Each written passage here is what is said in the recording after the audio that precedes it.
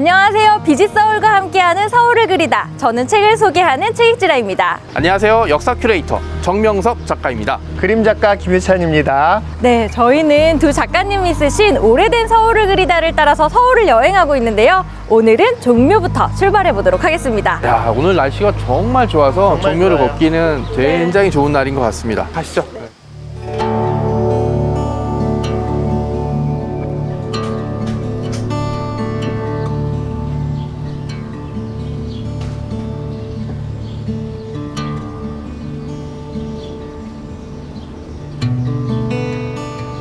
여기는 진짜 웅장한데요. 네.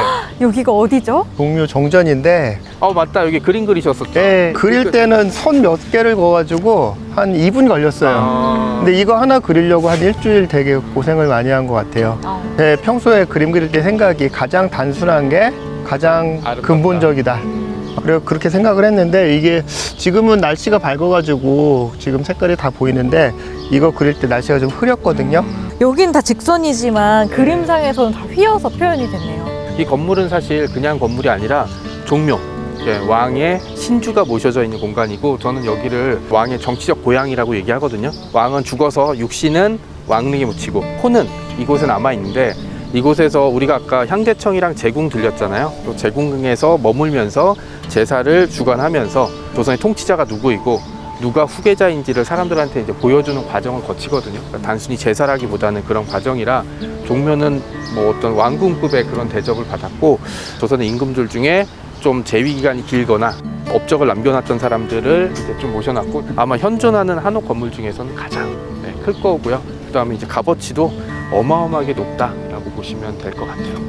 보통 TV에서만 볼 때는 이렇게 큰지 몰랐거든요. 네, 네. 근데 와서 실물로 눈앞에서 보니까 네. 어마어마한 규모에 압도되는 네. 규모의 건물인 것 같아요. 그러니까 이게 종교 시설이랑 좀 비슷한데 근대 교회들이 굉장히 웅장하고 크잖아요. 네. 사람들에게 어떤 종교적인 신심도 불러일으키지만 여기서는 무릎을 꿇어야겠다라는 그런 어떤 압도적인 느낌을 주듯이 종묘도 사실 마찬가지고 제사를 지낼 때 여기 엄청난 신화가 네. 다 이렇게 이런 땡볕에 이렇게 있는 거잖아요. 그래서 좀 인간적으로 배려를 해주려고 요 근처에도 하나 있는데 천막을 걸어서 직사광선 내리쬐이지 않게 햇빛을 너무 많이 쬐고 옷 두껍게 입으면 진짜 제사 지내다 쓰러질 수 있거든요.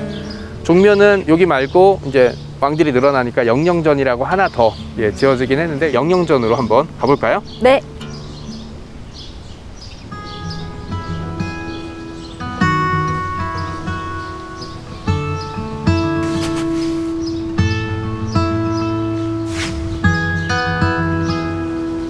여기는 조금 더 작은데요? 네, 정전 옆에 있는 영영전이라는 곳이죠. 이것도 그림 그려보셨죠? 네. 이 종묘 건물은 기와가 되게 넓게 펼쳐져 있는 게 되게 웅장해요. 지금 작다고 해도 여기는 이제 사실 정전에 모셔지지 못한 그런 분들이 좀 모셔져 있는 곳이라 문종같이 좀 재위 기간이 짧거나 아니면 뭐 단종같이 폐위됐다가 다시 이제 복권이 됐거나 뭐 그런 케이스들이 좀 많이 있습니다. 생전에는 왕위에 있지 않다가 자식이 왕위 오르면서 추중됐다고 해서 사후에 이제 왕이 됐던 사람들도 이곳에 많이 모셔져 있죠. 네.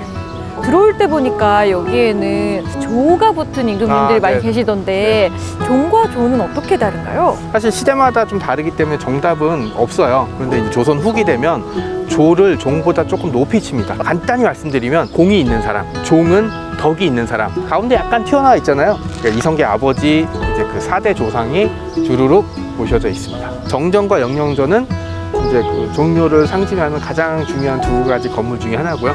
사실 제가 진짜로 좋아하는 종묘의 장소는 따로 있습니다.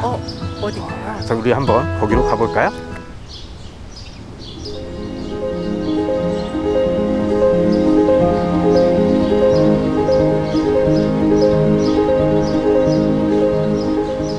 여기는 지금 숲속에 와 있는 것 같아요. 여기가 이제 종묘의 뒷길이라고 저는 부르는 곳이고요. 정전이랑 영년전 뒤쪽으로 이렇게 삥 돌아가는 그런 길.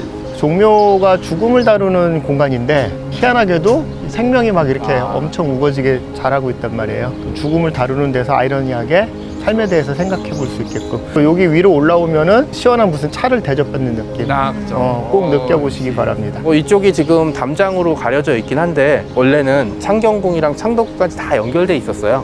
그러다가 이제 일제강점기 때 일본이 도로를 온답시고 여기를 쪼개나 버리는 바람에 이렇게 길이 이제 약간 분단돼 버렸어요. 이제 광복을 맞이한 이후에 여기를 다시 연결하는 문제를 놓고 오랫동안 고민했는데 이제 공사 비용이 많이 드니까 손을 못 댔다가 몇 년 전부터 이제 공사를 시작하고 마무리가 되면 요 담장이 없어지고 창경궁과 종묘 그리고 창덕궁이 이렇게 연결되는 원래 조선시대 때 그 느낌대로 돌아올 거예요. 네. 그때 되면 한번 다시 와서 여기를 이제 넘어가는 것도 재밌을 것 같습니다. 네.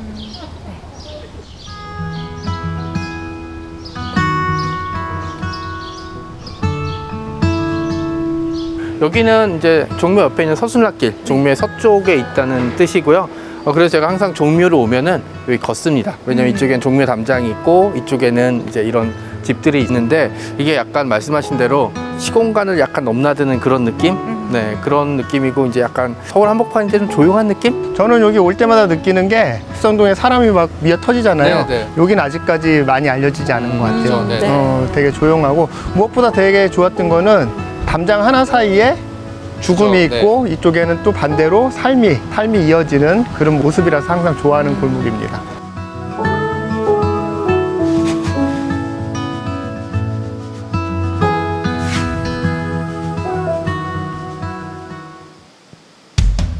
네, 이렇게 해서 종묘와 서술락길을 작가님들과 네. 함께 살펴봤는데요. 역사적 이야기도 들을 수 있고 또 아주 예쁜 풍경에 대해서 또 함께 이야기해보는 시간이었습니다. 서순락길 걸을 때 이 바람, 네, 저는 정말 좋은 것 같아요. 네.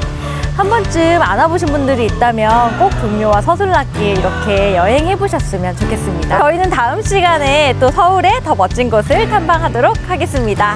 다음 시간에 만나요.